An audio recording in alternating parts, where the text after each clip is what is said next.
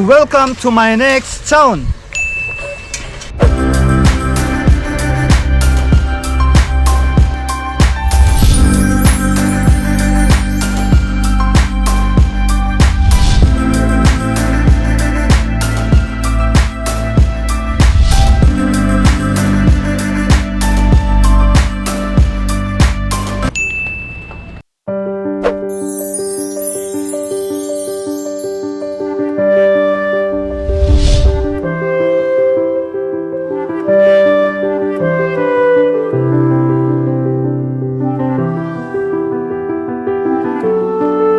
Dati talaga ayokong manirahan sa Manila dahil gusto ko lang manirahan sa probinsya na kung saan simple lang ang buhay at payak.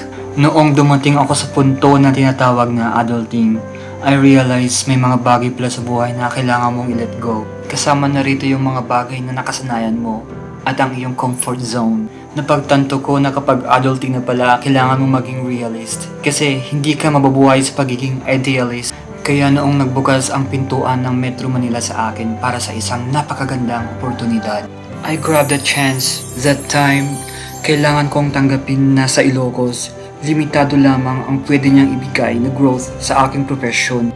Sobrang baba kasi ng standard ko ng contentment at happiness na yung simpleng trabaho ko sa Ilocos, kontento na ako. Pero hindi ko naisip na pwede ko pang i-grow ang aking career kasi mag-benefit din ang aking pamilya at ang mga magulang ko. Masyado akong naging makasarili. Kaya I went to Manila because I believed that this place would unleash my full potentials. Kaya kahit labag sa loob ko ang lisanin ang vegan, I went to Manila to face my battles and face my challenges. Itong vlog na ipapakita ko ngayon ay isa lamang maliit na bahagi ng komplikadong buhay ko sa Manila. My name is Edmaration, your Ilocano town vlogger and town explorer, and you are watching Edmaration TV, videos of town explorations.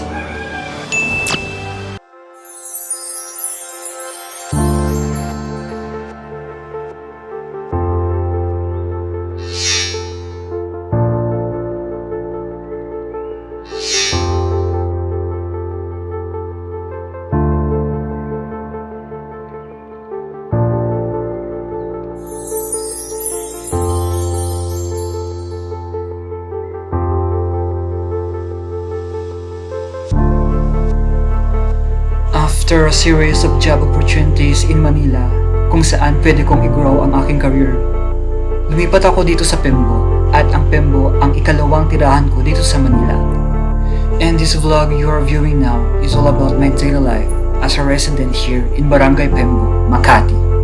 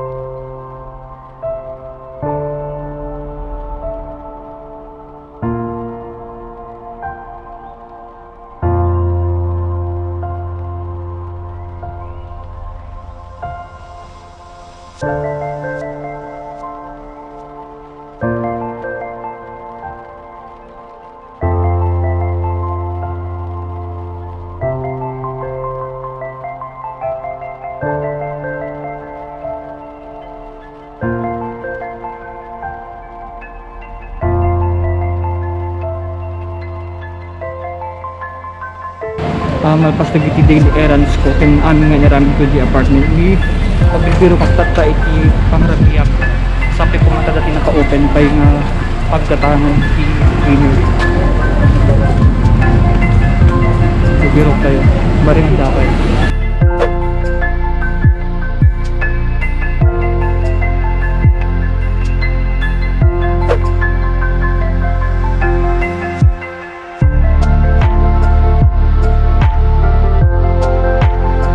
It's 8:30 in the evening, so after the errands ko, the Jay shared the apartment with me and all the things I did. I'm actually tired. So, nagbira ka iti mabalik ko nga pangalan dito Pembo. So, this is my daily life here as a bedspacer and as a person living here in Pembo, working for a company in BGC. So, dito iti naka-open laing mabalik ko nga pangalan. Tanayin ako dito yung mga. So, after my daily course, my daily errand, finish the apartment with me, naglabang, nagising pa, can, of course, agad galing ako kay para dito pinag-backfit ko na pinagalis ko dito sa mga apartment ko, nasulok laing yun. So, narabyan na, nakanaglaban na rabi gaya na yun. It's already 8:30 in the evening. So, because it's lockdown, I expect that restaurants would be closed. But thank God, because this restaurant is always my savior. Every time nga masapot ko timangan, nga narabyan ako na dati panganak kailain ko. Because I think before the lockdown, this store is 24 hours open.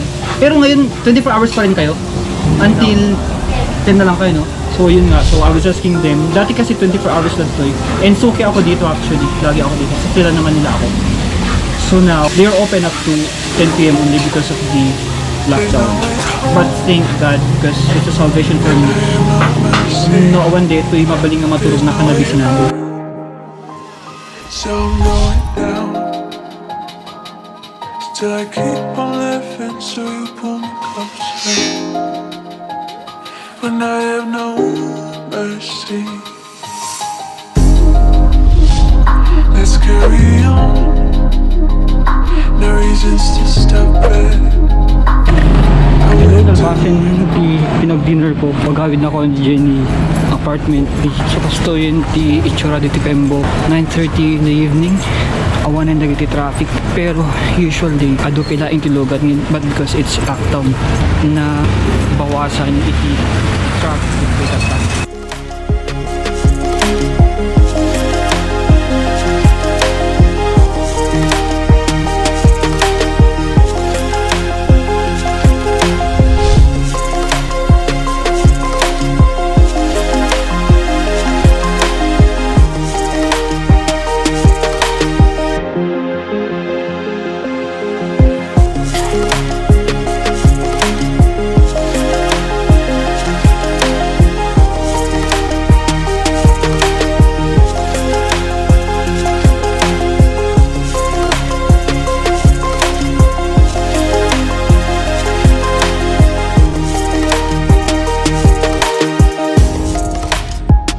There's no way home, and I have no mercy. There's no way up, so I'm going down till I keep on living, so you pull me closer when I have no mercy. Let's carry on, no reasons to stop it. I wouldn't do it on my own, I can't deny it. Still trying to build and trying to be when we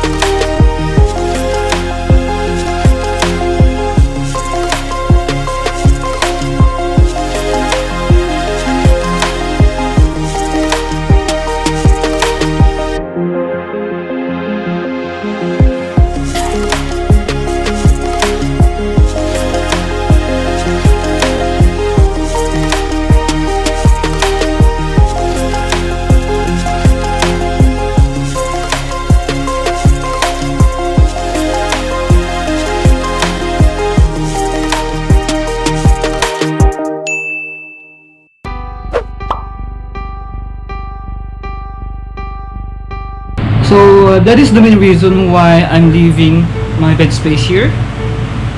I mean, I have no working space here, so I need to transfer to another apartment wherein I could have my own solo unit so that I could focus on my work. Ibinta namin dito'y ket kastoy jealousy.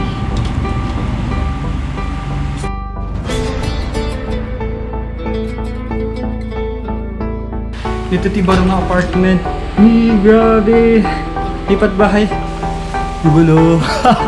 It's so messy, guys. Because I'm still on the process of fixing my room. Travel blog Edmaration.com.